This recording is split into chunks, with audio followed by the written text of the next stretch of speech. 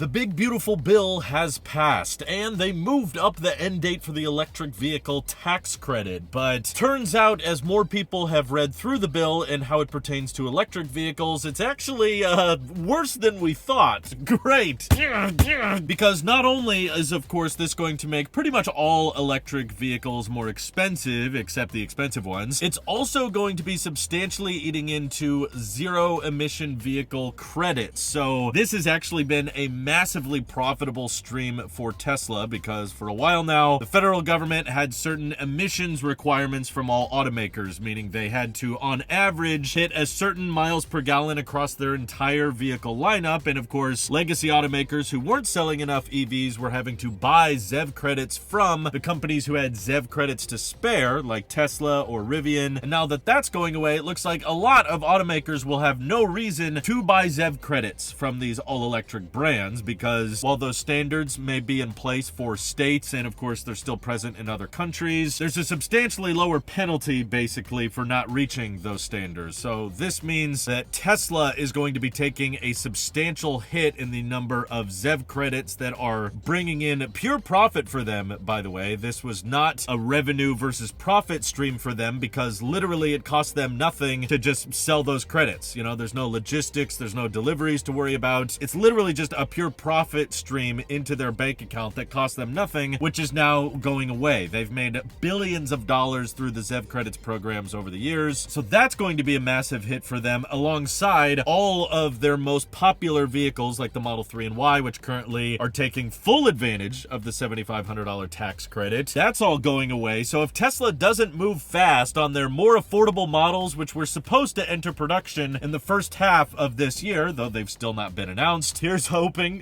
they actually announce them soon, because the EV tax credit is ending in September. It's July, by the way, so we've got less than 90 days. Even if those more affordable models, though, are $7,500 cheaper, and they have, you know, textile seats and worse range, worse lighting, worse acoustics, worse sound systems, they'll be the exact same price of their present-day Model 3 and Y, which are already not selling all that well. They're having to offer lower interest financing, they're piling up in inventory lots. So honestly, this bill, ironically, because someone at Tesla is taking responsibility for getting this president elected, but Tesla is actually going to be taking the biggest hit. I know the bulls don't want to hear that. All of the mega bulls out there want it to be like, oh, Tesla's got the greatest margins, so they'll be okay. Well, a lot of that margin was coming from the EV tax credit and the ZEV credits, which are both going away. So while you might think, oh, well, the legacy automakers don't have as great a margins on their EVs, so they're not going to be able to afford the EV tax credit going away. Well, that's true, but they've got gas vehicles. That's the majority of their revenue, and that's likely what they're going to fall back more on. By the way, Nissan is already delaying their next generation EV specifically because of this new bill and how hard it's going to be to make these vehicles profitably. So essentially, the bill is impacting and influencing legacy automakers to pull back on their investment with EVs. So Tesla's going to take a hit, and I think legacy automakers are just going to keep making more gas cars, and people are probably going to keep buying them because we have a baby drill based economy right now, and gas prices are already on the decline with no end in sight. More and more emission standards being chillaxed means that it's going to be a tougher sell for electric vehicles for the next few years. But I wanted to talk outside of Tesla in this video too, because I just want it to be clear they're taking by far the biggest hit because of this bill, but the startups also are going to have more of an uphill battle, because Rivian already was collecting hundreds of millions of dollars through these ZEV credits that are going away, and those are all coming from within the United States. Rivian is not an international brand yet. Tesla will probably still get some ZEV credits from Europe and in Asia and at the state level, but Rivian is probably going to be taking a big hit when it comes to ZEV credit revenue, and of course they don't have very thick margins to work with. Their vehicles themselves, most of them were not qualifying for the EV tax credit anyway because they were too expensive, or they had LFP batteries which were imported. So on the vehicle deliveries side of things, I don't actually think the EV tax credit going away is going to impact Rivian's demand all that much. Tesla definitely will, but it's really not going to have a huge influence on their future. Some people are making the argument that this is going to hurt R2, but you'll notice if you go back and watch when they unveiled the R2, they never said $45,000 was the price they were aiming for after federal incentives, although that was a question people brought up a lot. Is the $45K before or after incentives? And they said, essentially, we'll see. They were like, that's just the price point we we want to hit. We're not exactly sure what credits are going to be available when this vehicle launches, which seems like it was wise of them to not promise that or bake that in. But I think regardless of if the EV tax credit was staying or not, Rivian was never going to launch the R2 at $45,000. That is the aspirational starting price that's likely going to take a few years for them to hit, similar to what we saw with the launch of the Model 3 and the Model Y. You know, they originally on both of those vehicles were hoping to hit $35K or $39K, and it wasn't until about 2 to 3, maybe 4 years for some of them before they were actually even able to come close to that aspirational starting price. But Rivian is such a high desirable brand right now. The R1S is crushing it, best-selling vehicle in its price segment, and I think we're going to see a similar response to the R2. So while yes, it's definitely going to be harder for them to secure the profit margins they want on the R2, and I'm sure the tax credit would have helped, we also know from their earnings calls that the R2 was going to be dependent on imported 4695 cells from South Korea for the first 6 months of production anyway. As far as we can tell, they did not have a supply chain in place for 4695 cells built within the US for the R2, and the R2 didn't appear to have a backup plan to use 2170 cells or LFP prismatic cells or anything like that. So in Rivian's defense, as much of a hit as they'll probably take on ZEV credits, I actually don't think the R2 was going to qualify for the federal tax credit anyway. And also similar to the refreshed Model Y that launched earlier this year, I think the R2 is going to launch with a special edition, you know, launch series kind of vehicle with a lot more accessories included, maybe some limited edition badging and features that are baked in, but of course at a premium price point. Rivian's assembly line is not going to be able to keep up with hundreds of thousands of vehicles being delivered within their first year. So because the delivery numbers are going to be low anyway, Rivian is likely going to prioritize the higher trims of the R2 first, probably dual or tri-motor to start off with, and the bigger battery pack with more range, and maybe they throw in a bunch of Rivian accessories to sweeten the deal, nicer tires or a free color option. But I still think the first R2s off the line are going to be $60,000 to $70,000 vehicles that sure don't qualify for the tax credit, but unlikely they were going to qualify anyway because they're going to have imported cells for the first 6 months of production. Outside of Rivian, you know, Lucid I think is actually probably going to be one of the existing EV makers that takes the least amount of a hit because none of their vehicles qualified for the EV tax credit, because so far at least they've mostly been delivering sedans, which had a much